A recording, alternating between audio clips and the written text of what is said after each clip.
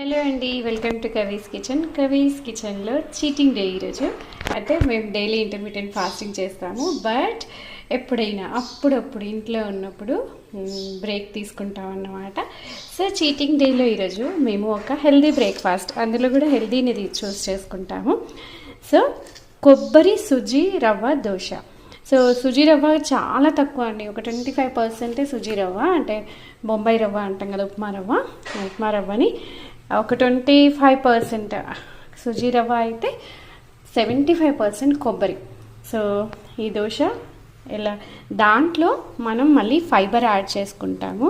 so beetroot, wow ఎంత కలర్ఫుల్గా ఉంది కదా, అండ్ క్యారెట్,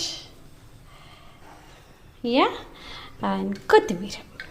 సో దీన్ని